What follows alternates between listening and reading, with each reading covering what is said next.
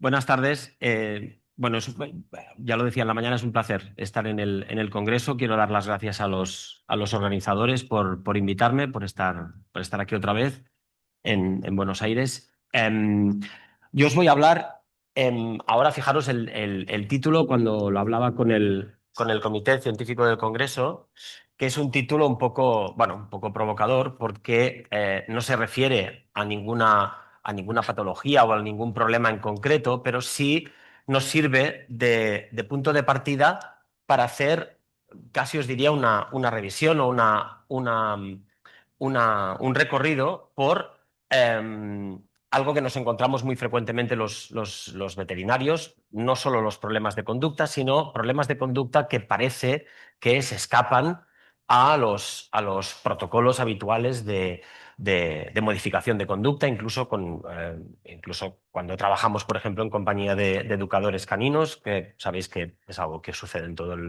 todo el mundo. Y yo os quería mostrar algunos vídeos de entrada que luego rescataremos para ir tratando de ver qué ocurre. Este de aquí, por ejemplo, esto es fuera del hospital donde yo estoy. No lo escucharéis bien, pero bueno, esta es la reacción del perro cada vez que pasa por delante, que pasa por al lado un vehículo, un coche.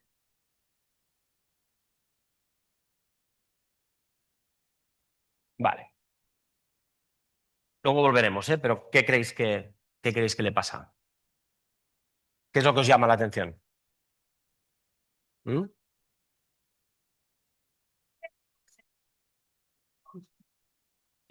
Puede hacerlo en los dos. Vale. ¿Qué más os llama la atención? ¿Mm? Está atento, está pendiente, puede haber ansiedad. Bueno, esto ya lo comentaremos. Eh, ¿Es casual que sea este perro, este tipo de perro?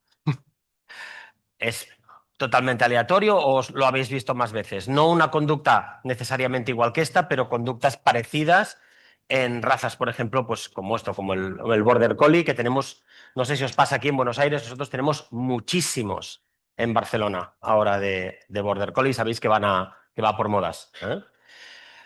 Este de aquí,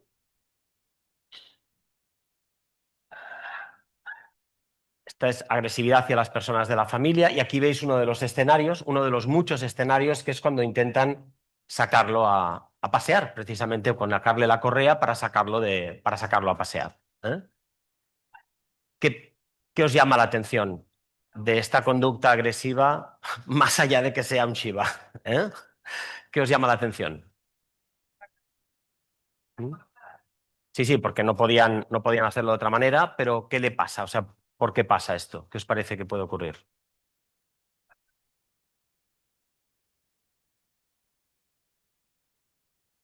Este de aquí. Este es un perro que no puede salir de su casa, no puede salir del apartamento en el que vive en Barcelona, y tiene un miedo extremo, o tenía un miedo extremo. ¿Mm? A todo, a cualquier estímulo que pudiera encontrar en la calle. Y este de aquí, a ver si, espera, que no lo oiréis bien. Esperad un momento a ver si tenemos si me dejas el micro el de mano ahí bastante, ¿eh? Espera.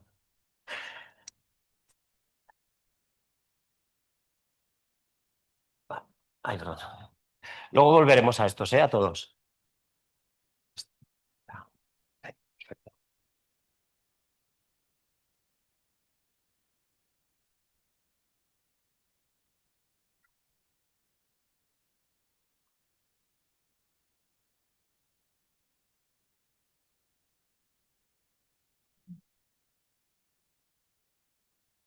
Nala, eres tú, cariño.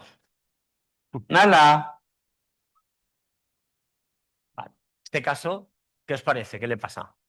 Nala, eres tú. ¿No lo ves? A pesar de las explicaciones, ¿eh?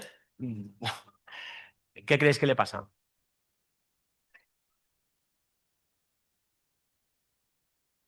Y, y eso. no solo pasa con este espejo, no solo pasa con este espejo, sino que pasa con cualquier superficie refractante en casa.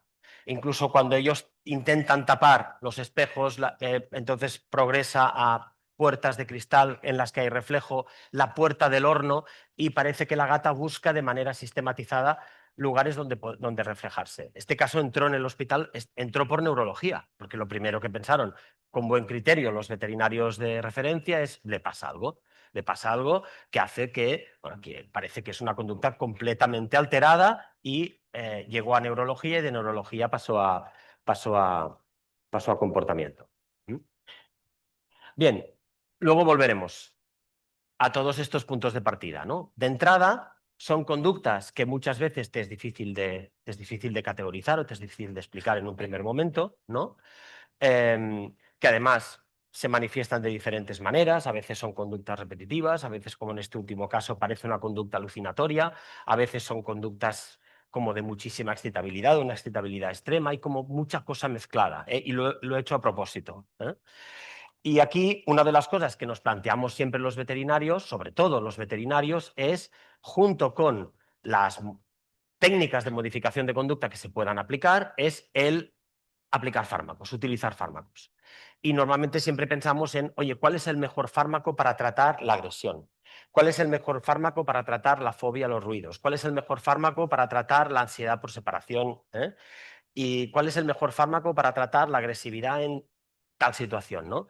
Y claro, la pregunta ya, cuando os digo fármacos, os digo cualquier otra terapia biológica. La pregunta ya probablemente nos la estamos formulando mal, porque cuando nos planteamos cualquier terapia, pero en particular una terapia biológica, lo que importa realmente es, no tenemos fármacos para ninguna categoría de diagnóstico. Tenemos fármacos que modifican mecanismos básicos de regulación del comportamiento. ¿Mm? Uno de ellos puede ser, pues, el miedo, la ansiedad, otro puede ser la excitabilidad, luego lo veremos, otro puede ser el control de impulsos, la impulsividad, es decir, al final nosotros buscamos un fármaco para modificar un aspecto de la regulación del comportamiento que está implicado en el caso, por ejemplo, con los que veíamos anteriormente, ¿no? ¿Y esto qué implica? Implica que el proceso más importante desde el punto de vista nuestro veterinario, en primer lugar, es caracterizar el caso bien. Es decir, tener una buena caracterización clínica del caso. Si conseguimos una buena caracterización, el tratamiento es prácticamente automático. O no automático, pero nos resuelve mucho la elección. Por lo tanto, hay, sobre todo, os diría que tres cosas que uno debe tener en cuenta para poder, además, familiarizarse con el uso, por ejemplo, de psicofármacos, si queréis que si hablamos de esto en particular. Uno es saber qué es lo que quieres hacer, o sea, qué mecanismo quieres modificar, pero después hay hay dos criterios más que son importantes, que los veíamos esta mañana, que son, bueno, qué intensidad esperas de esa intervención, qué intensidad, qué potencia esperas de esa intervención y cuándo necesitas un efecto, cuándo necesitas que esa terapia farmacológica te pueda dar un efecto. Y eso lo veréis después, que muchas veces acabas de afinar el tratamiento farmacológico, no solo teniendo en cuenta cómo es el paciente, sino también qué impacto tiene el problema del paciente en el entorno donde está. Fijaros que ahora hemos abierto, o sea, hemos abierto prácticamente preguntas y ahora lo que tenemos que hacer es encontrar un método y encontrar soluciones. En esto hemos estado batallando, tengo bastantes amigos por aquí, hemos estado batallando durante muchos años y todavía batallamos en el tema de la caracterización clínica. Y nosotros venimos, los veterinarios, porque somos médicos, nos ha pasado o nos sigue pasando lo que ha pasado muchas veces en el campo de la psiquiatría y de la psicología, que es intentar encapsular los problemas, intentar colocar una etiqueta bajo la cual quede descrito aquel caso que hemos visto antes. Oye, ¿cómo se llama lo que le pasa al border collie? ¿Cómo se llama lo que le pasa al tal? Hemos intentado esta aproximación, que es muy médica, a los problemas de comportamiento. Esto, en medicina humana, se ha desmoronado. Y os doy solo dos indicadores. no hay prácticamente ninguna sociedad científica hoy en día en el campo de la psiquiatría y la psicología, y yo estoy ahora en un departamento de psiquiatría en la Universidad Autónoma. No hay prácticamente ninguna sociedad que diga que el sistema de clasificación de trastornos psiquiátricos que se utiliza muy frecuentemente en personas, que es el DSM, tiene una base científica sólida. Y un segundo elemento es el Instituto Nacional de Salud de Estados Unidos, hace un pocos años dijo que no financiaría ningún estudio más que partiera de este supuesto. Y en veterinaria nos está pasando lo mismo. Estamos viendo que si tú quieres tener una buena evaluación clínica, no es que no tengamos que prestar atención a cosas como el ambiente, a cosas como la salud física. No es que tengamos que prestar atención a estas cosas, es que estas dimensiones forman una parte integral de la valoración clínica, que es lo que os mostraré ahora. Es decir, que debemos hacer una valoración, lo que a veces se dice técnicamente multiaxial, de lo que está ocurriendo, que lo hemos hecho durante mucho tiempo, pero lo que nos ayudan digamos, este enfoque o el enfoque que os mostraré yo ahora es a estructurar la toma de información y sobre todo a estructurar cómo una dimensión y la otra se influyen mutuamente.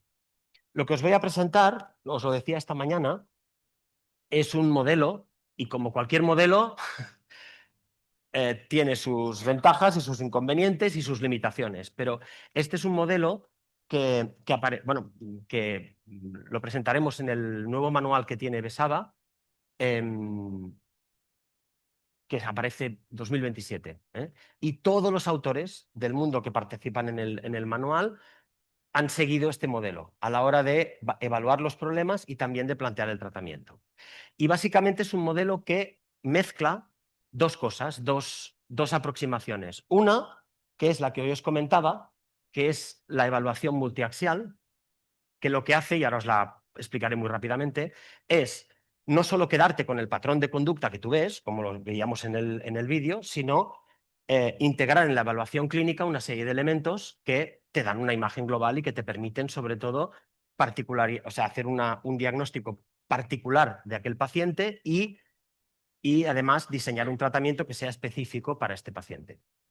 Y el segundo modelo que está integrado es el que ha desarrollado Daniel Mills lleva décadas con este modelo, que centra la evaluación clínica en la dimensión emocional.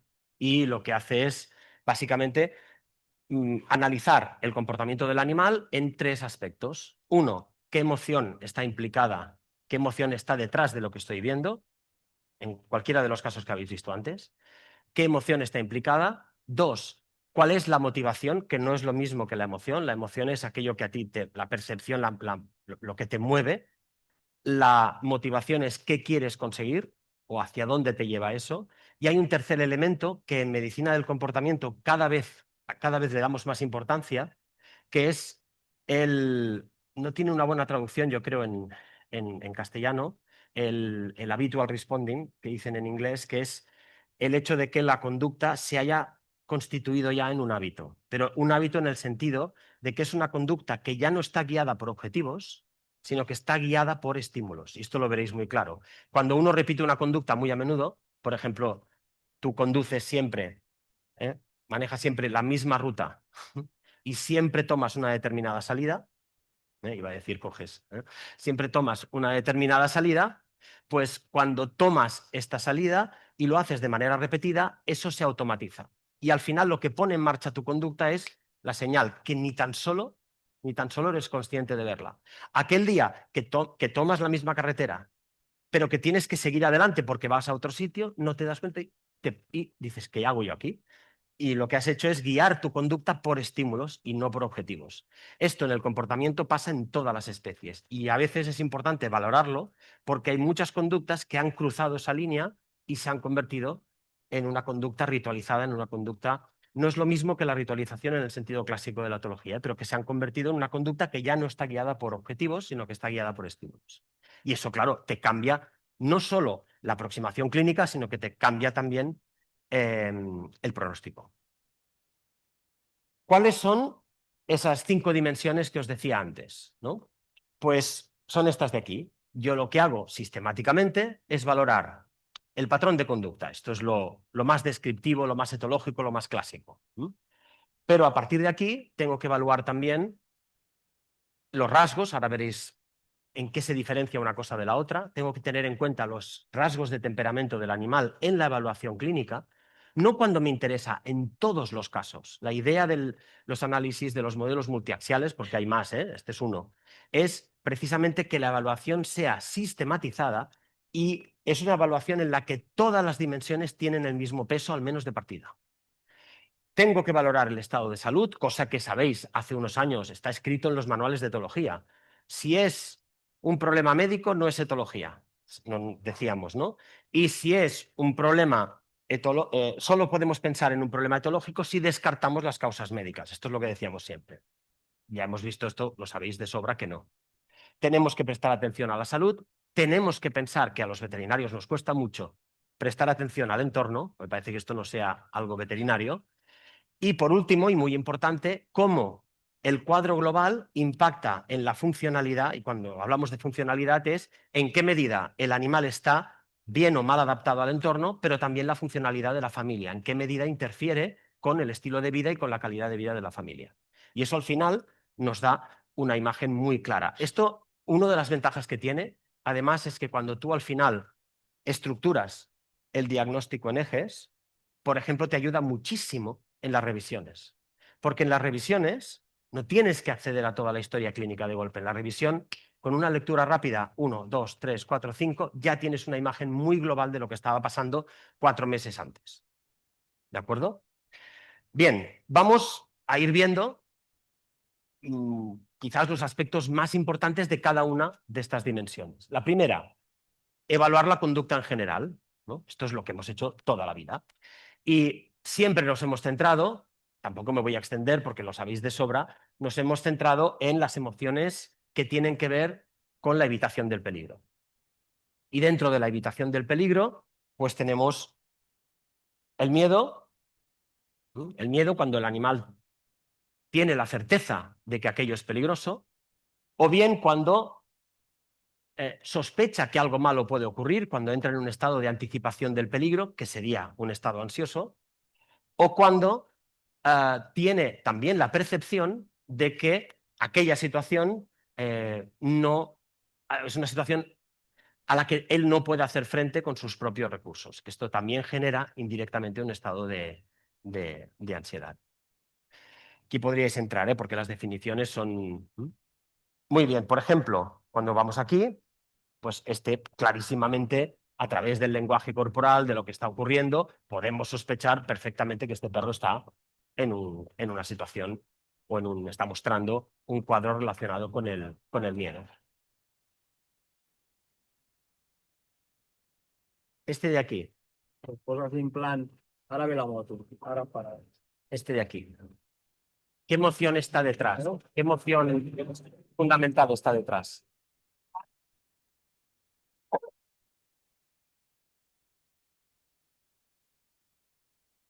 Solo que fa diguéssim, quan el deixem al jardí... Bueno, lo que también nos ha pasado durante mucho tiempo es que hemos tenido tendencia siempre, y la tenemos, y es lógico porque son muy prevalentes, a pensar en emociones que están ligadas a ese gran sistema que hay en el sistema nervioso del animal y de las personas de anticipación del peligro. Es decir, oye, al final, fijaros que el sistema nervioso o el sistema nervioso del animal siempre está alerta y siempre pensando en algo, y es qué es lo que va a pasar, ¿no? ¿Qué va a pasar? Porque si puedes prever lo que va a ocurrir, eso te da una ventaja adaptativa enorme. Pero claro, tú puedes intentar anticipar qué es lo que va a pasar en un sentido del peligro, pero también puedes plantearte, oye, ¿qué es lo que va a pasar de bueno en mi vida? ¿No? Y eso sería algo que tiene que ver con, bueno, ¿qué espero yo de la desde un punto de vista, fijaros, de conductas que están relacionadas con el placer o con una experiencia positiva? Y aquí, de la misma manera que la ansiedad, los sistemas de evaluación del peligro son muy activos y biológicamente muy potentes, hay otro gran sistema en el sistema nervioso del animal, que es el que tiene que ver con el concepto del error de predicción, que lo que hace es escanear constantemente el entorno diciendo, bueno, vamos a ver, ¿esto que ha pasado es lo que esperábamos que ocurriera, sí o no? Si esa respuesta es así, si el animal dice, mira, yo esperaba esto y esto es lo que he conseguido, el sistema queda en reposo, todo el mundo está contento, no pasa nada. Si lo que se produce es lo que técnicamente entendemos como un error de predicción positivo, es decir, que la expectativa supera, la realidad supera a la expectativa, eso incluso si lo buscarais neurofisiológicamente, te provoca un chute de dopamina, y eso está muy bien pensado biológicamente, porque lo que está diciendo esa respuesta emocional y ese chute de dopamina al animal es, no sé qué has hecho, pero esto está muy bien, vuelve a hacerlo. No sé qué has hecho, pero esto es lo que tienes que hacer. El problema, desde el punto de vista clínico, aparece sobre todo abajo, cuando el error de predicción es negativo. El error de predicción negativo es, no sé qué has hecho, pero esto no es lo que yo quería o no es lo que esperábamos. Eso es la definición técnica de un estado de frustración. La frustración es el estado emocional que se produce cuando existe ese error de predicción negativo, cuando el animal dice, esto no es lo que yo esperaba.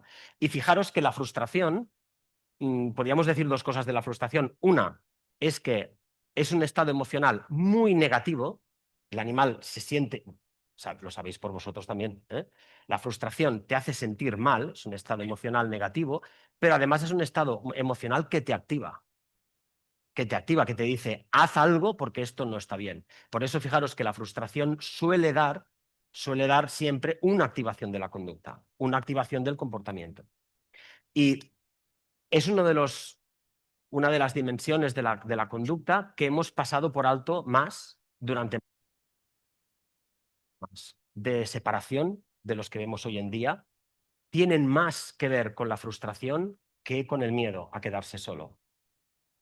Muchísimos problemas de separación son trastornos de separación relacionados con la frustración.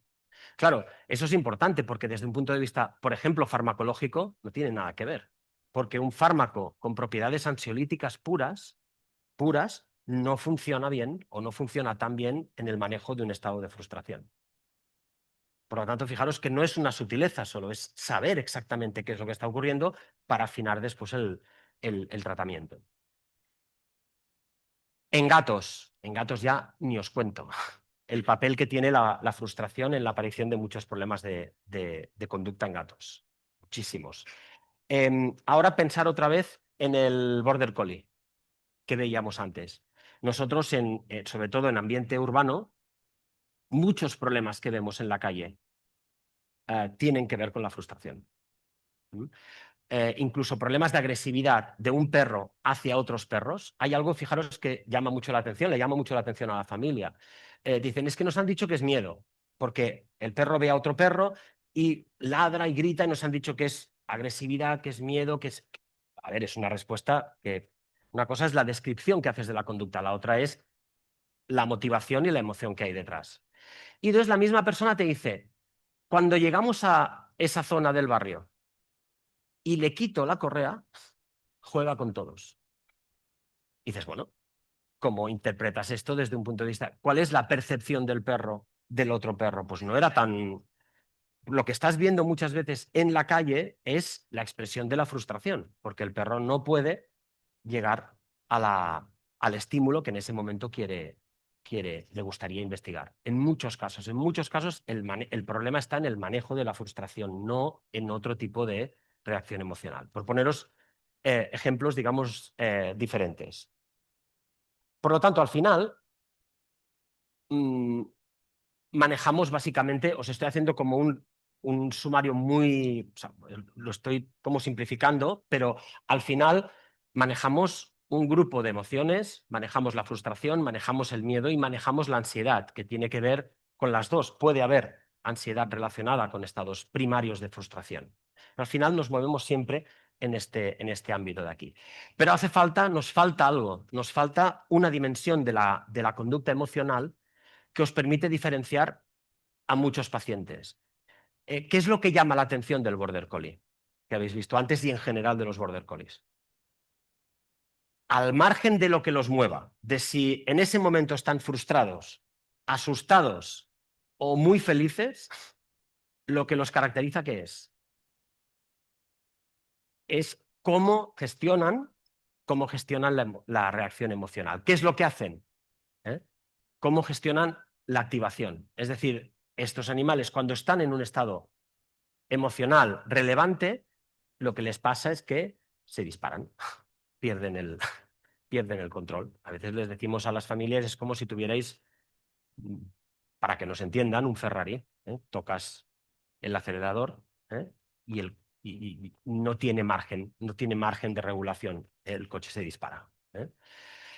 A veces el problema está aquí. Y de hecho, personas que tienen perros como el Border Collie te lo dicen. Sí, es que es verdad. Dice, cuando está enfadado, se desmadra. Pero es que cuando está contento también.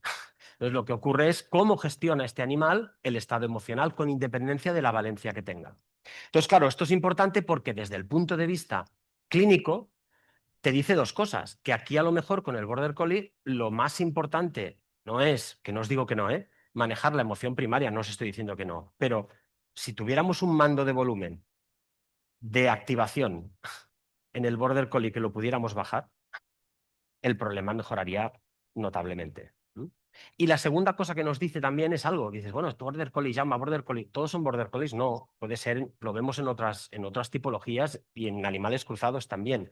Pero claro, cuando tú dices, es que es un Border Collie, estás hablando de algo que trasciende el contexto, que trasciende la situación, que te está describiendo una forma de actuar. Y cuando hablamos de mi manera de actuar, o mi manera de ver esta situación, o mi manera de procesar esta información, eso es la definición prácticamente técnica de lo que es un rasgo de temperamento. Un rasgo de temperamento es aquello que hace que tú percibas el entorno, lo proceses y reacciones a él de una manera muy similar y muy consistente en situaciones que pueden parecer muy distintas. Y eso a nosotros nos pasa. Oye, fulanito es tímido. ¿Qué quiere decir que fulanito es tímido? Pues que actúa de esa manera en situaciones y en contextos muy distintos, que pueden parecer distintos, pero en el fondo reflejan una misma forma de interpretar o de actuar en el mundo. Y fijaros que muchas veces, desde el punto de vista, de nuevo, clínico, lo que buscamos en el tratamiento farmacológico, por ejemplo, no es tanto controlar un estado, sino regular la expresión de un rasgo. Y por eso son tratamientos normalmente más a largo plazo, más sostenidos. Este de aquí, pues claro, si pudiéramos buscar algo, Ahora ve la moto. ¿eh? Ahora para. Aquí lo que me llama más la atención aquí es la excitabilidad. ¿Y esto por qué pasa? Pues fijaros, pasa, y os lo explico muy rápidamente, hay una ley que está descrita, de hecho el original tiene más de casi 100 años, creo que tiene 100 años ya, en etología, pero que se ha investigado también en los últimos años, que dice lo siguiente: cuando tú estás en un grado de activación muy bajo, tu potencia o tu rendimiento cognitivo es prácticamente nulo. Es las 8 de la mañana o las 7 de la mañana, hasta que no te duchas, tomas un café, poca activación, poco rendimiento. Conforme sube la activación, en los animales pasa exactamente igual, el rendimiento mejora, pero mejora hasta un punto.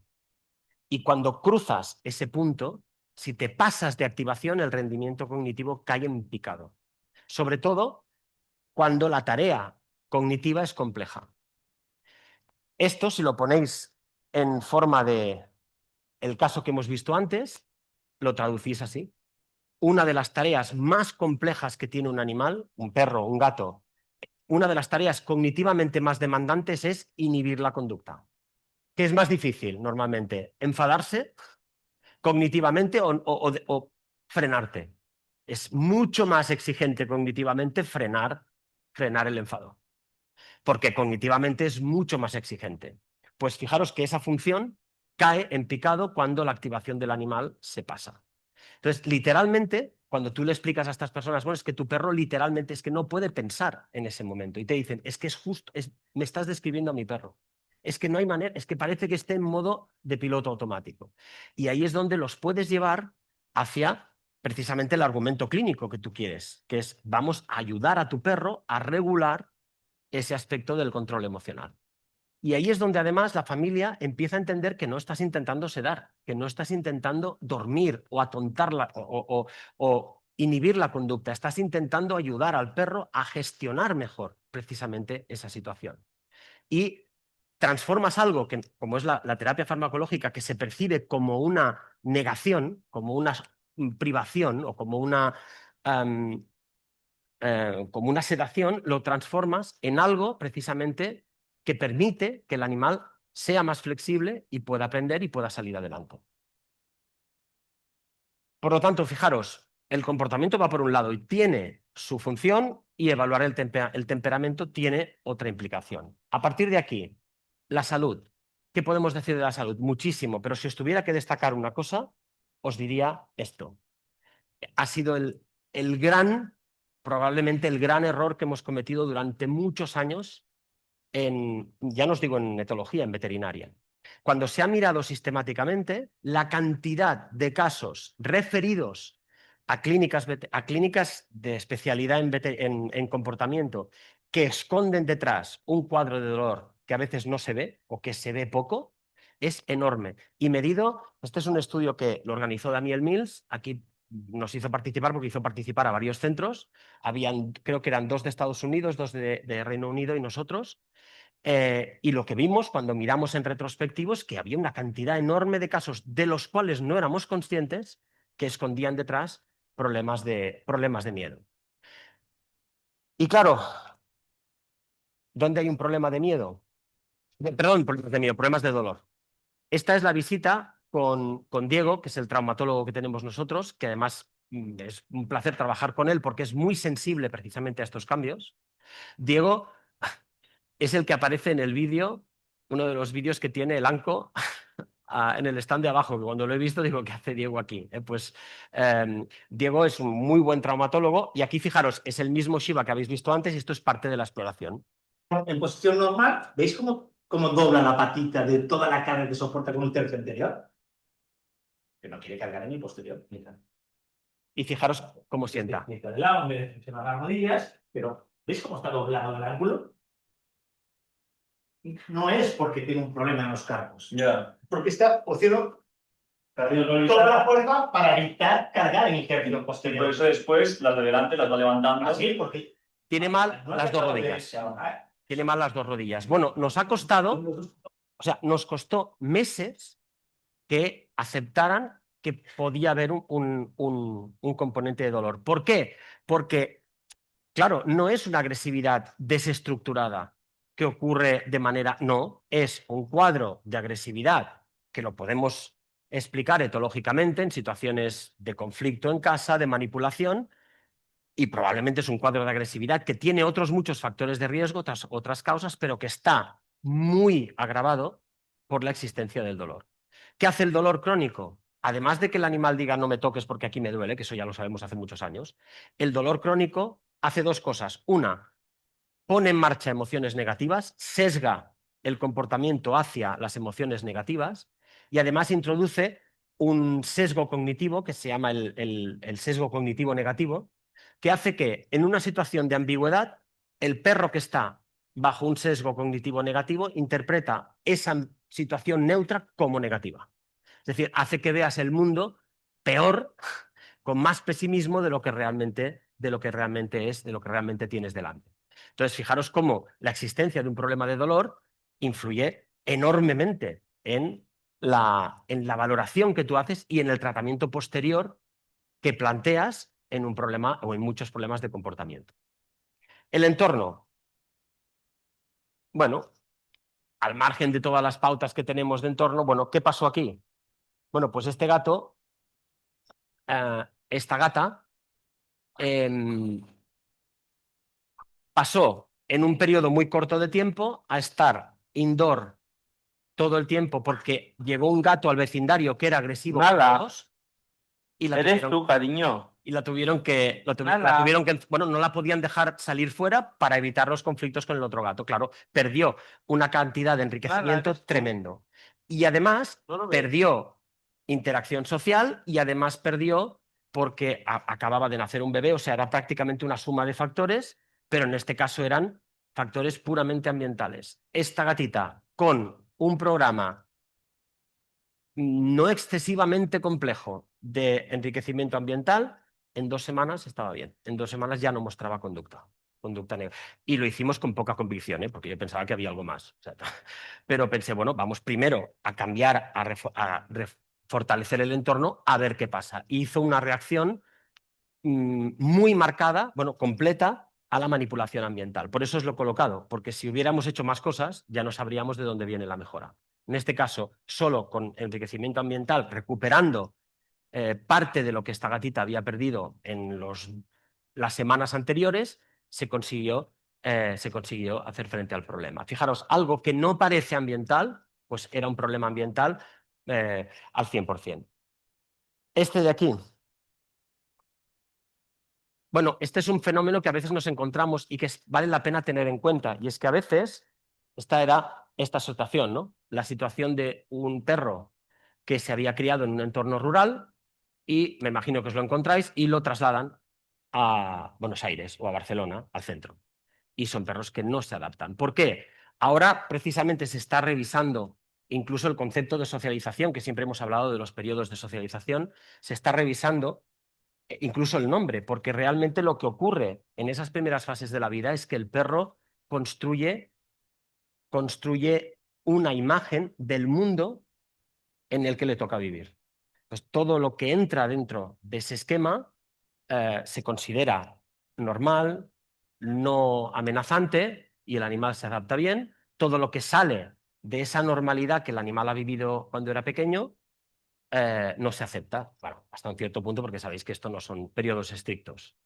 Pero claro, hay una diferencia entre el trastorno de socialización, aunque no sea el tema hoy, el trastorno de socialización en el que hay un destete prematuro que no solo implica lo que hemos dicho, sino que implica que el animal no ha tenido una serie de aprendizajes sociales que son importantes y eso afecta a la propia estructura de la personalidad del perro que simplemente dice, oye, yo esto de Buenos Aires no sé qué es. Yo me he criado en la sierra y esto no es lo que yo entiendo como normalidad. Y la diferencia entre una y otra situación la tenéis en que cuando tú trasladas a estos animales al entorno, vamos a decir, original, el comportamiento se normaliza. Lo que ocurre es que lo que nos piden normalmente es que normalicemos la conducta donde está el animal. Por último, sobre la funcionalidad, que se podrían decir muchas cosas. Sobre la funcionalidad os diría que el aspecto fundamental en términos de funcionalidad es lo que os decía antes, ¿no? Cómo el animal encaja en el entorno en el que tú le pides que viva. Eso pasa, por ejemplo, en los animales geriátricos. Este es el último estudio que hemos hecho con geriátricos. Fijaros que aquí lo que nosotros mirábamos era cómo afectaba el envejecimiento a animales ya de más de 8 años y mirábamos los aspectos del día a día que cambiaban con el envejecimiento, veíamos si eso tenía correlación con índices de disfunción cognitiva o con incluso pérdidas de memoria en un test de memoria. Pero lo que yo os quería destacar aquí es que muchas veces lo que ocurre es un efecto que nosotros le llamamos el efecto brecha, que lo podríais aplicar al cachorro que veíamos antes, al perrito que veíamos antes, que es algo que en medicina humana lo tienen muy bien conceptualizado y es una persona mayor, ¿no? Que tiene una pérdida de capacidad funcional, que es la que depende de la persona. Bueno, si queremos que esté bien adaptada, hay que adaptar el entorno. Y la adaptación del entorno es la que permite que personas que han perdido capacidad funcional tengan una vida plena. Y eso a veces con los perros no nos pasa. Es decir, les colocamos un entorno que excede la capacidad de adaptación. Entonces, sí que tenemos tendencia siempre a actuar en el individuo, y es verdad, pero no podemos pensar solo en el individuo, sino tienes que pensar en el conjunto, individuo, ambiente. Y entonces es cuando las cosas empiezan a funcionar y empiezan a tener sentido. ¿Cómo trasladamos esto al tratamiento farmacológico? A ver si os lo puedo explicar de forma resumida, porque si tenemos tiempo, os traigo un caso bueno, si tenemos tiempo, ¿vale? Vale, ¿cómo seleccionamos la medicación? Simplemente un ejercicio muy rápido, porque no es el tema hoy, pero fijaros en un ejercicio muy rápido. Si queremos buscar una medicación para algunos de los casos que hemos visto antes, dices, bueno, yo al final lo que hago es actuar en los centros del sistema nervioso que controlan la regulación emocional, todo, el estado emocional, la motivación, el grado de activación, yo intento cambiar todo esto y al final, pues lo que hago es actuar en una serie de neurotransmisores que sé que me ayudan en unos aspectos o en otros. Actúo en la serotonina, en el GABA, en los canales de calcio dependientes de voltaje. Tengo diferentes perfiles, ahora podemos ver alguno. Y lo que yo al final tengo que hacer es traducir, es encajar el perfil del fármaco con la evaluación clínica que yo he hecho antes. Por poneros ejemplos muy rápidos. El alprazolam, por ejemplo, me iría muy bien para un control rápido. Es rápido, estaría en el cuadrante de arriba, es un fármaco de acción rápida. Ahora, me permite controlar la ansiedad, me permite controlar indirectamente también el miedo, pero, por ejemplo, tiene una contraindicación si existe agresividad. Y a veces, aunque esto no pase, tenemos un gran problema ahora, y es que hay tantas referencias científicas que dicen que las benzodiazepinas están contraindicadas en agresividad, que aunque sea por un tema de protección legal, lo mejor es no usarlas, porque si tenemos un problema, legalmente estamos desprotegidos porque hay muchísimas referencias que dicen que no lo hagamos. ¿Dónde nos iría bien, por ejemplo? Nos iría bien en un caso como el que veíamos esta mañana, donde queremos que el animal no se acuerde de lo que está pasando, en una visita al veterinario, por ejemplo. Pero si está en un programa de modificación de conducta, las benzodiazepinas tienden a generar una cierta amnesia anterógrada. Es decir, el animal no fija el aprendizaje con la misma fortaleza que lo haría sin el efecto del fármaco. Entonces, fijaros cómo yo puedo más o menos saber qué me va a aportar el alprazolam. Y sobre todo, es de acción corta. Me sirve para controlar, a ver, sobre todo estados. La imepitoína, ¿lo tenéis por aquí? Alpexion, sí, ¿no? ¿La tenéis por aquí? Bueno, la imepitoína la tenemos sería muy parecida a la alprazolam. Las benzos no son exactamente igual, pero actúan en el GABA también. Los que actúan en los canales de calcio dependientes de voltaje, aquí tendríais pregabalina y gabapentina. ¿Dónde son útiles? Pues fijaros, no son muy útiles para control de ansiedad, control de cuadros de ansiedad o de estrés, y además no tenemos la limitación en caso de que exista una conducta agresiva. Fijaros cómo la evaluación clínica luego me permite hacer la traducción a qué fármaco me va mejor. Entonces, si tengo un cuadro de dolor crónico, por ejemplo, pues una gabapentina, por ejemplo, antes de que se convencieran de que era dolor, el fármaco que mejor ayudó al Shiva de antes fue la gabapentina. Donde notaron más diferencia fue en el momento en el que añadimos la gabapentina. Y ese sería, por ejemplo, un valor, digamos, un valor adicional para este fármaco, el hecho de que haya un componente de dolor. La pregabalina, prima hermana de la gabapentina, el mismo perfil con las diferencias que podáis encontrar entre las dos moléculas. Si lo que queremos es reducir la activación, si queremos reducir la activación y pensamos, por ejemplo, en reducir la actividad adrenérgica, pues aquí tenemos la tasipimidina y la dexmedetomidina, que sobre todo nos van a permitir bajar la activación. A veces son útiles en estos casos de hiperexcitabilidad, cuando quieres rebajar la excitabilidad, por ejemplo, durante un paseo o en una situación donde tú veas que hay un cuadro de excitabilidad muy alto. Y la puedes combinar, ¿eh? La puedes combinar con otros fármacos. Vale. No es, bueno, si no, de humana, la alternativa, digamos, el equivalente sería la clonidina. La clonidina. Vale. ¿Y con qué está asociada? Con... entonces no. Vale. La trazodona, que la trazodona tiene un perfil, fijaros, sin entrar en mecanismos de acción, pues pensamos en todo el tiempo en, ahora os he puesto el ejemplo con ansiedad y con miedo, pero la trazodona, por ejemplo, pues no tendría la limitación de la agresividad, sería otra opción, y esta actúa bueno, tiene varios mecanismos de acción, pero uno de ellos es sobre la serotonina, aunque no es igual que, por ejemplo, los inhibidores de la recaptación. gatos igual. Y la fluoxetina, por ejemplo, o la clomipramina, tendrían este perfil. Nos permiten controlar la activación, nos permiten mejorar la regulación emocional. Y fijaros que por eso son fármacos que se utilizan en tantas cosas que aparentemente son distintas. Se utilizan en ansiedades, en miedos, en agresividad. Si veis las indicaciones, aparecen en diagnósticos que son aparentemente distintos, pero al final lo que buscamos es un mismo mecanismo de acción. Si ahora los colocamos a todos, este sería como el mapa de prescripción, que es cuando se levantan todos los teléfonos, pero si queréis, yo esto luego lo hablo con la organización y os envío la presentación entera en PDF. Si a que le interese, pues y que os envíen la presentación entera. Muy bien, pues fijaros que eso os permite, sobre todo, también saber en qué momento recomendar una cosa, en qué momento recomendar la otra. O sea, no puede ser que nosotros como veterinarios en un momento determinado, en un caso digamos, ¿qué le daríamos a este perro? Alfa-casozepina. ¿Qué le damos? ¿Al Harmony? ¿Le damos fluoxetina? No puede ser. No pueden estar en la misma frase. No pueden estar. Otra cosa es que los asocies, que es perfecto. Pero esto o esto no puede ser. Es como si nos planteáramos a este perro con este problema osteoarticular, ¿qué harías?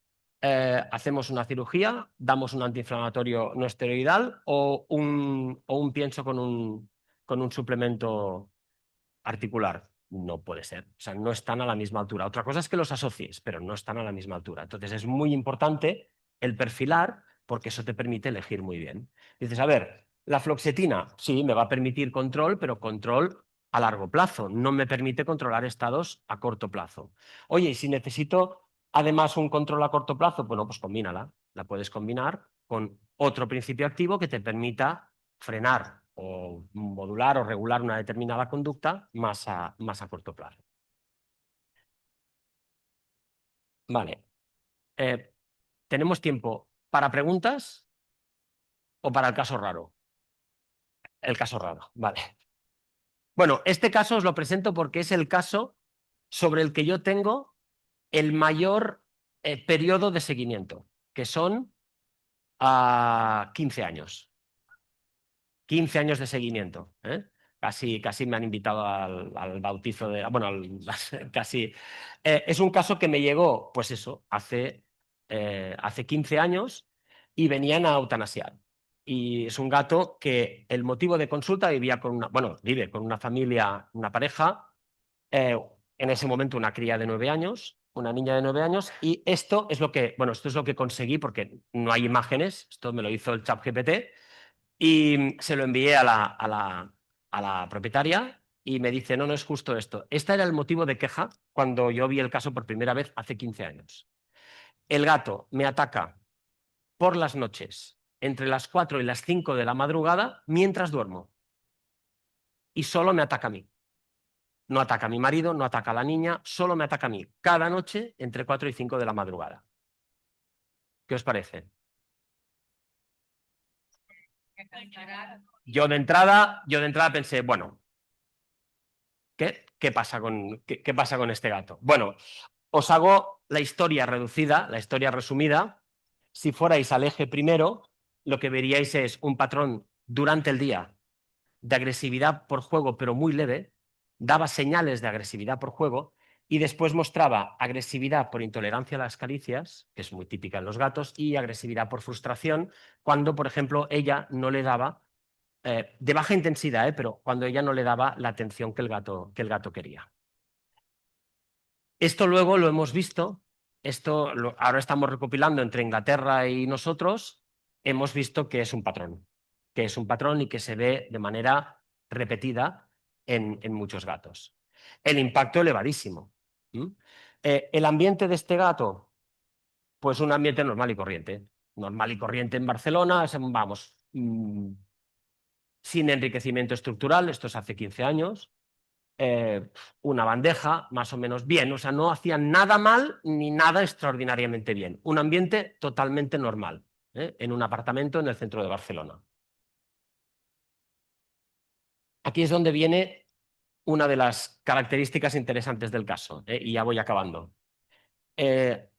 La propietaria dice, no voy a utilizar medicación bajo ninguna circunstancia, me digas lo que me digas, ¿no?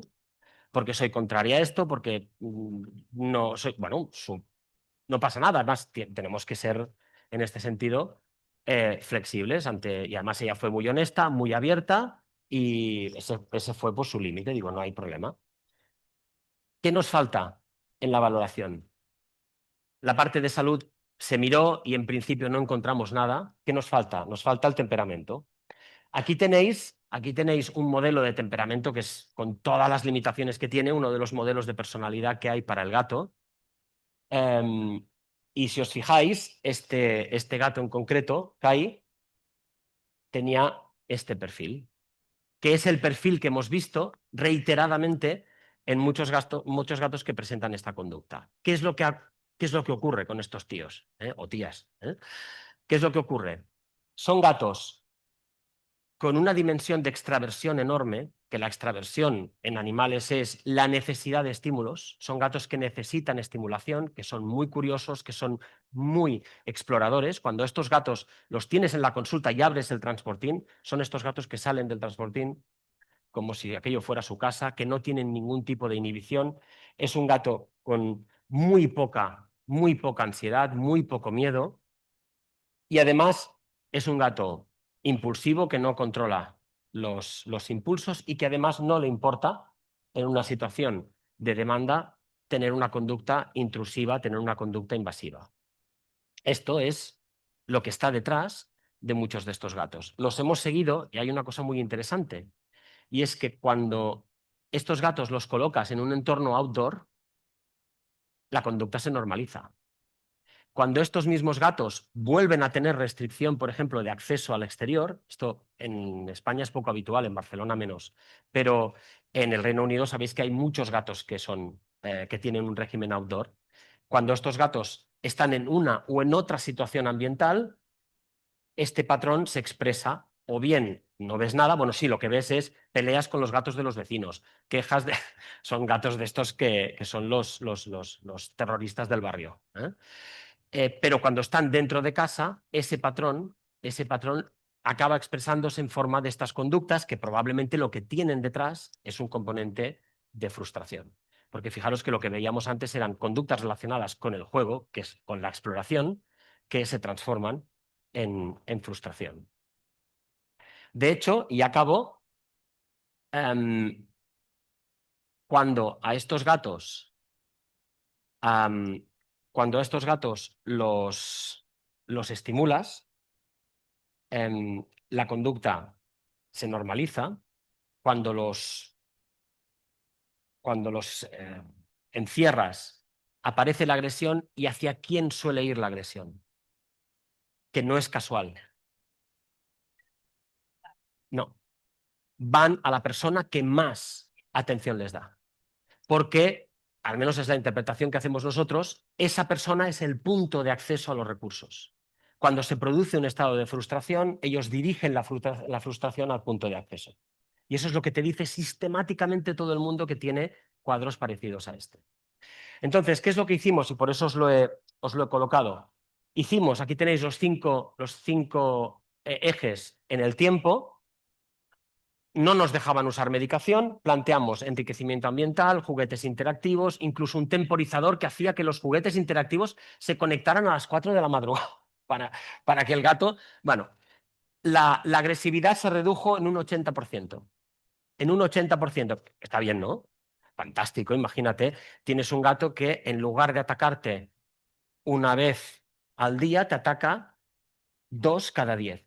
Y además lo que decía la propietaria, que decía, y además ahora casi es peor porque no sé qué noche me va a tocar. Dice, digo, y todavía, claro, porque acordaos que la ansiedad es imprevisibilidad, pues todavía era peor. Entonces, y aquí es donde, cuando ya ella había visto un poco el techo de la modificación de conducta, del enriquecimiento, aquí es donde apareció la palabra mágica. Dijo, oye, aquello que me comentaste el primer día de la medicación, chico, ya está. Sabes, aquello, tengo unos principios, pero si no, tengo otros, ¿no? Y lo que hizo fue empezar el tratamiento con fluoxetina. En 48 horas, algo que luego he visto más veces, pero en 48 horas, contrariamente a lo que muchas veces se nos dice, el gato hizo un cambio. Y ella, de hecho, dice, no sé si me va a volver a atacar porque no han pasado los días suficientes, pero esto es otro gato, Jaume. Esto es otro gato. Y es otro gato en el sentido de que no está más sedado, no está más atontado. Es un gato que ahora tiene un trato más dulce, es menos demandante, es menos exigente. ¿Y qué pasó aquí? ¿Qué pasó? Que cuando tú mirabas, y ahora es lo que estamos haciendo de manera sistemática, la hipótesis que tenemos es que el tratamiento con fluoxetina lo que hace es que ayuda a modular la expresión del perfil de temperamento que tiene el animal. Y aquí os traigo la medición. Cuando tú colocas fluoxetina, esto es lo que acabas viendo. Lo que acabas viendo es vamos a decir, una modulación, que esto en medicina humana hay poca investigación, pero en medicina humana también tienen indicios de que muchas veces los tratamientos farmacológicos, determinados tratamientos farmacológicos, sobre todo a largo plazo, modifican la expresión de rasgos fundamentales de personalidad y que parte del efecto que puede haber está ahí y no en el cambio de una conducta concreta. Entonces, fijaros, por eso os ponía este ejemplo porque te permite ver muy bien la diferencia entre lo que es un comportamiento concreto que aparece en una situación concreta y algo que está detrás, que no lo ves por definición, que es la estructura del temperamento, de la personalidad, pero que te acaba de alguna manera influyendo en cómo este animal expresa la conducta. El entorno no tiene nada que ver, claro que tiene que ver. Al final, en estos gatos, lo que hay es un clash, o sea, lo que hay es una falta de encaje entre un perfil muy determinado de temperamento en un ambiente muy determinado. Si eres capaz de cosas, puedes llegar a una situación de equilibrio. Todas las veces que intentamos rebajar la dosis de fluoxetina, todas, sin excepción, el gato a las 24 o 48 horas volvía a mostrar conducta agresiva y al final ellos ya lo dieron por perdido y ahora pues el gato tiene 18 años. 18 años, hemos conseguido con fluoxetina, hemos conseguido rebajar la dosis a un 25% de la dosis inicial. Y la interpretación que hacemos nosotros es que los rasgos de temperamento, la edad hace, la edad hace que todo baje. Y una de las cosas que baja es, por ejemplo, la impulsividad. Es probablemente la única ventaja que tiene la edad, ¿no? Baja la impulsividad. Entonces, esto en todas las especies donde se ha medido. Entonces, probablemente lo que nos ha ocurrido aquí es que el propio proceso de envejecimiento ha moderado la impulsividad y, por lo tanto, el gato seguramente ahora, y también por cambios metabólicos, necesita una dosis menor. Pues nada, este era el caso que os decía. Y nada, si tenéis preguntas de todo lo que hemos visto antes, pues yo encantado de contestarlas.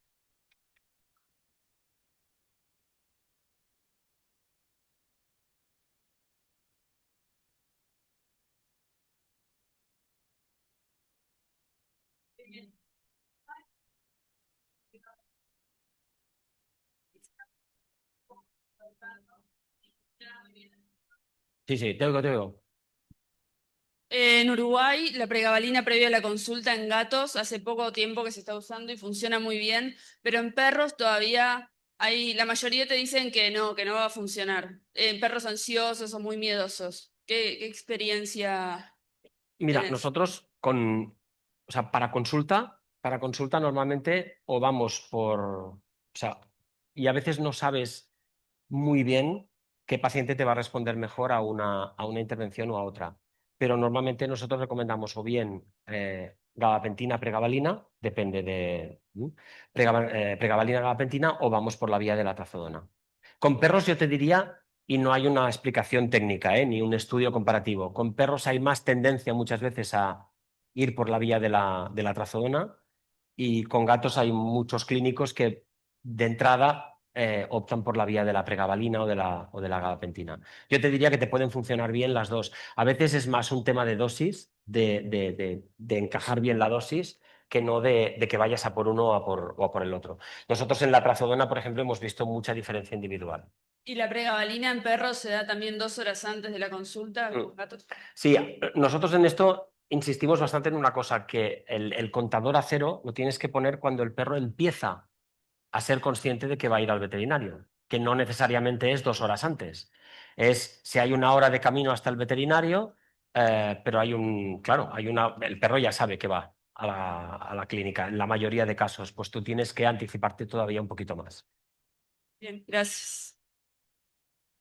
Cámaras eléctricas, yo las vengo no son positivas solamente como para organizar periodos de sueño y actividad. Para otra cosa. Mira, nosotros la usamos mucho o sea, la usamos básicamente para disfunción cognitiva. En cuanto a otros usos, nosotros la usábamos mucho antes, o la usábamos en cachorros, por ejemplo, con trastornos de socialización, con conductas muy inhibidas, pero ahora, por ejemplo, en general, el Pexion, esta que os comentaba, la imepitoína, nos da un resultado buenísimo, porque reduce muchísimo el miedo muy rápido y además lo que te dice la gente es que el perro muestra conductas positivas. Es decir, la gente te dice es que lo vemos más contento, lo vemos más activo, la imepitoína, Pexion, la imepitoína. Entonces, nosotros hemos sustituido un poco para según qué perfiles, o sea, para según qué cuadros, pero vamos, que